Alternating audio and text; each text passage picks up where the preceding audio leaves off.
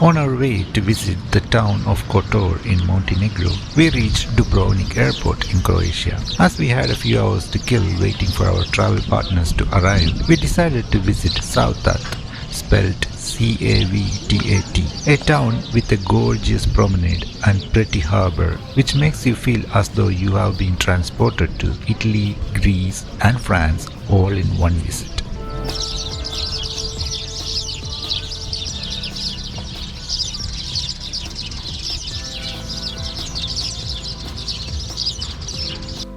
It is just 5 kilometers from the airport and can be reached with a bolt for 12 euros.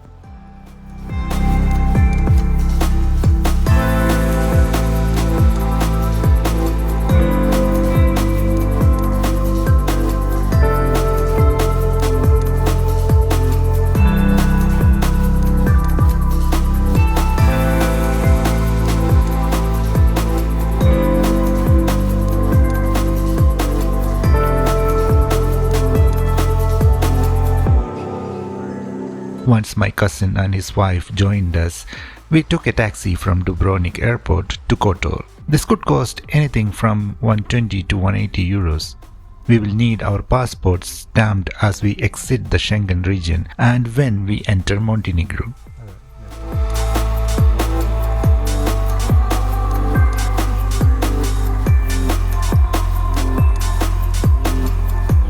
A bus ride would cost around 32 euros plus 10 euros from the airport to the bus station. As we were 4 people, taxi came out more convenient for the same cost.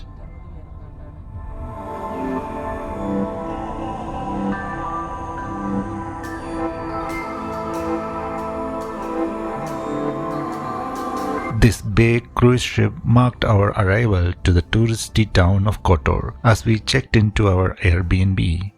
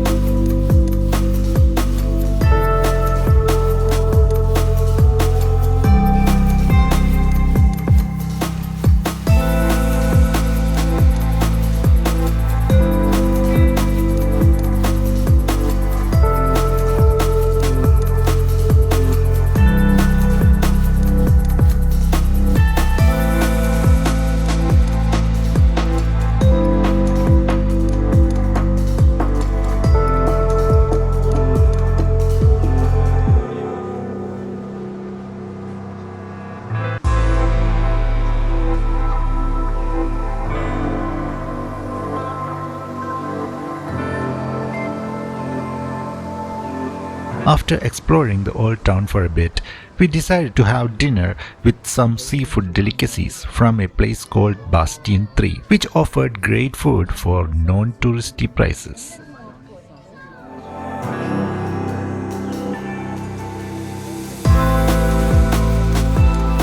Cheers. Cheers. Okay.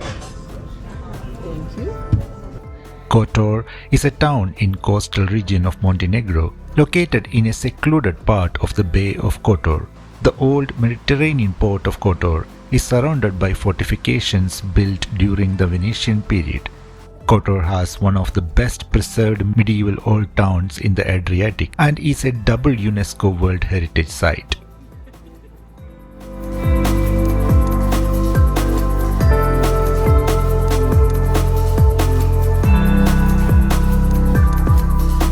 It is part of natural and culturo-historical region of Kotor and Venetian works of defense between the 16th and 17th century, 2 different UNESCO World Heritages.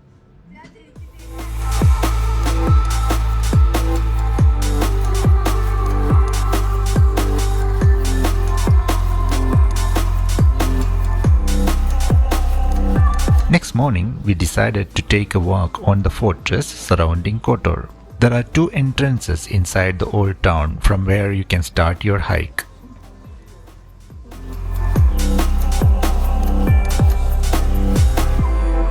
There is an entrance fee of 15 euros per person. There is a switchback trail known as the Ladder of Kotor just outside the town from near the Bastion 3 restaurant, using which you can get to the top without paying the fee. But if you came down inside the old town, you will need to pay. The fees are used for the maintenance of the large cat population of Kotor, or so they say.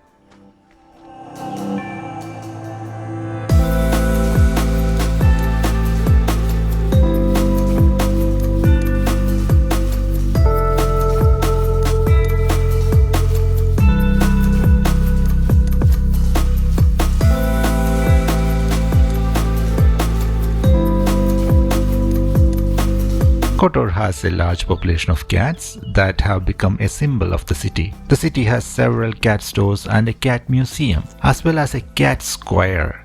Water and food is left throughout the city for the cats to feed on, and cardboard boxes are often arranged to be a place for the cats to sleep in.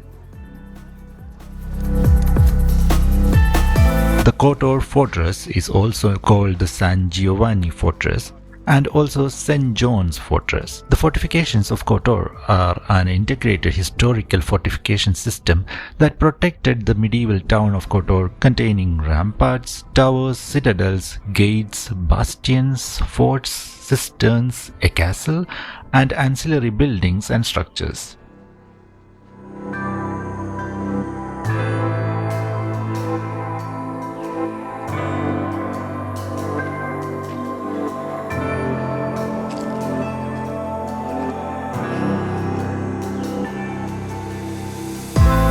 You probably have seen this view in numerous Instagram photos. Some have called this the southernmost fjord in Europe, but it is not a fjord but a ria, a submerged river canyon.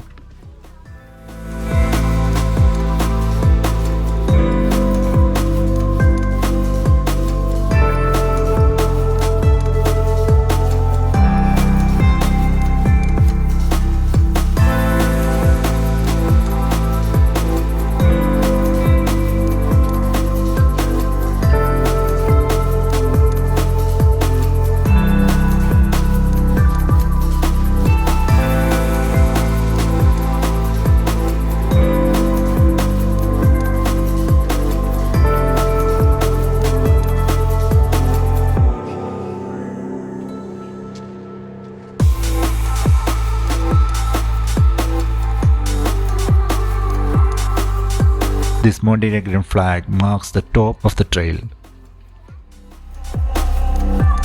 You need to be careful with this opening where you can exit the fortress walls to get to the Ladder of Kotor trail. If you came up the ladder, then this is how you get into the fortress.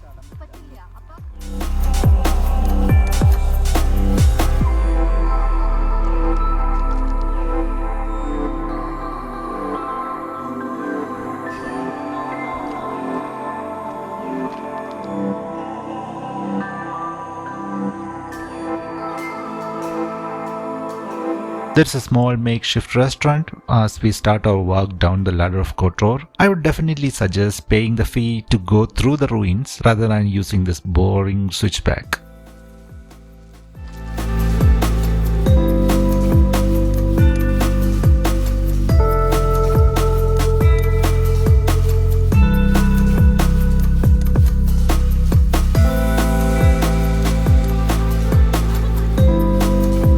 Next up, after a quick pizza lunch, was the Speedboat tour. We negotiated the 2 to 3 hour ride to approximately €35 per person.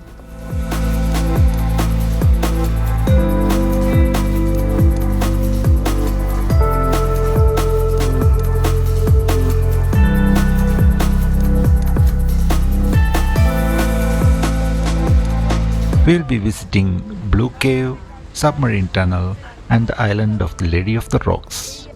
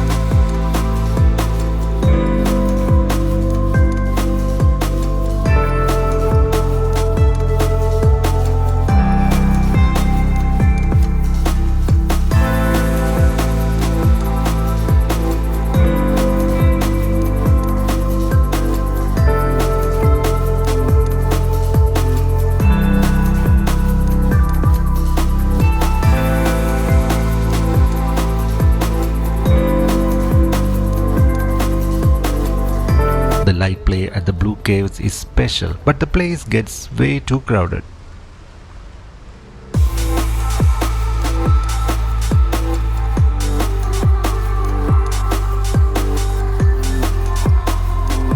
We were allowed to jump into the water here, and the two ladies who were sitting with us jumped into the cold water, only to get back in the very next minute. It was really cold, although temperature outside was 24 degrees.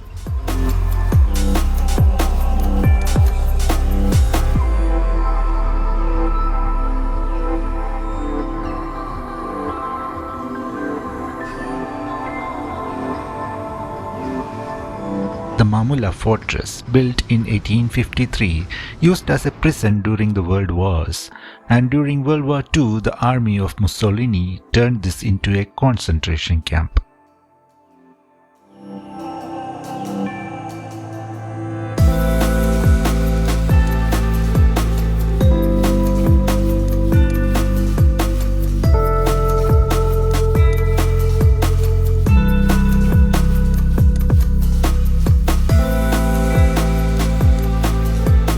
There are 3 submarine tunnels built by the Yugoslav army, used by smaller submarines for hideout and cover from enemy spy planes and possible attacks.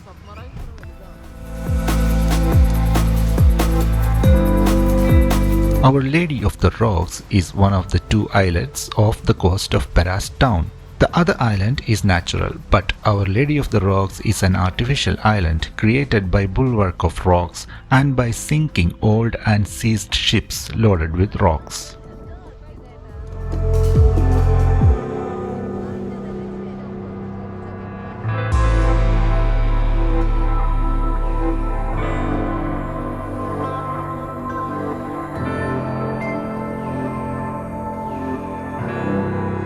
The Catholic Church of Our Lady of the Rocks is the largest building in the islet and has a museum attached to it.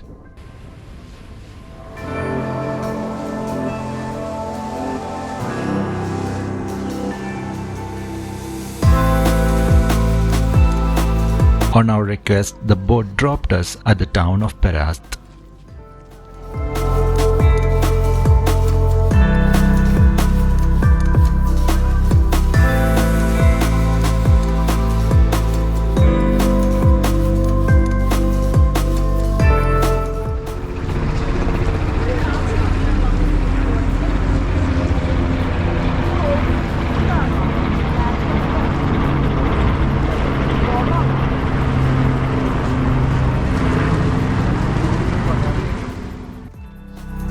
We took the time to chill in the chilly water of the bay as we watched the sun set over the mountains.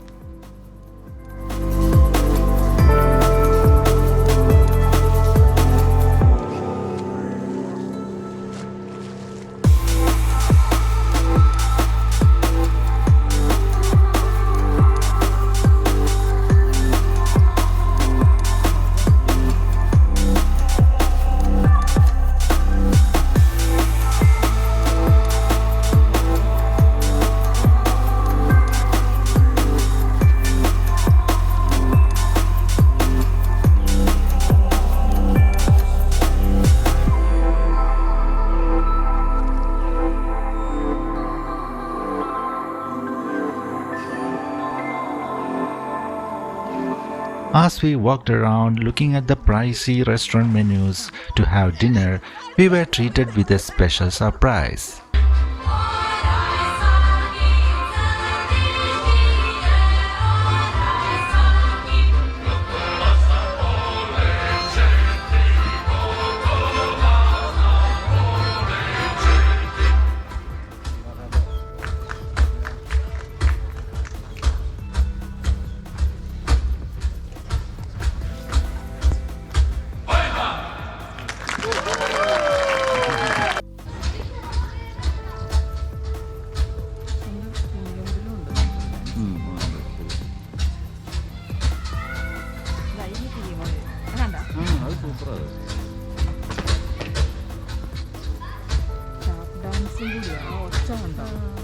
Usually മരത്തിന്റെ മുകളിൽ ഒരു performance ചെയ്യുക.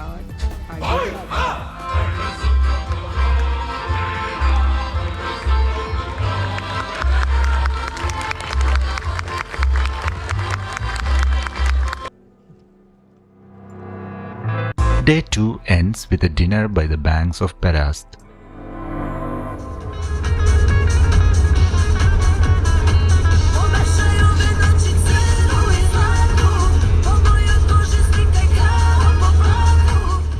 Next day, we took the Kotor cable car on the opposite end of the tunnel that connects Kotor to Tivat. The taxi drivers will try to scam you.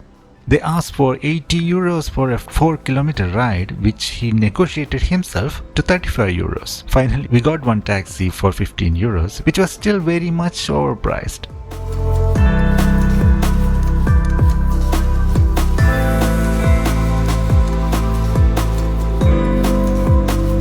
The cable car takes 15 minutes to travel around 2.5 miles to the top of Mount Lovcen, with tickets costing around 18 euros.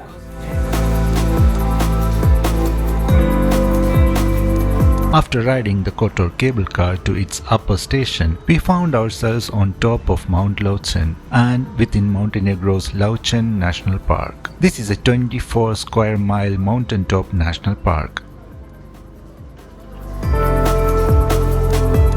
The name of the country, Montenegro, literally means Black Mountain, inspired by the densely forested Mount Lovcen.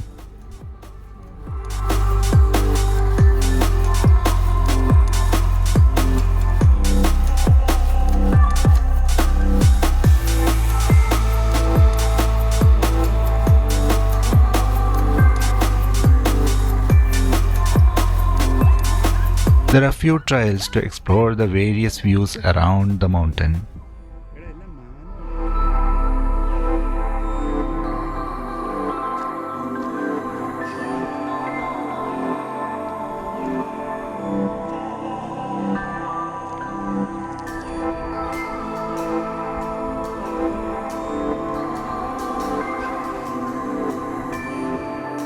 There is an alpine coaster too if you fancy the thrill.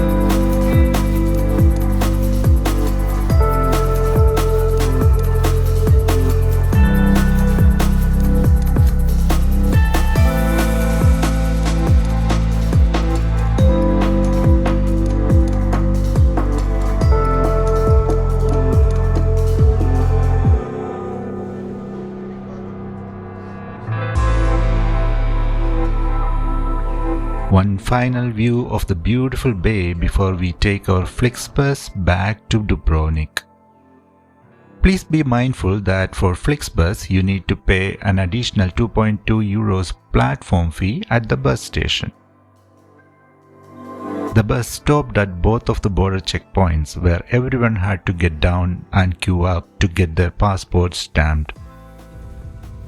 During peak season, crossing borders this way may become too crowded, causing way too much delay.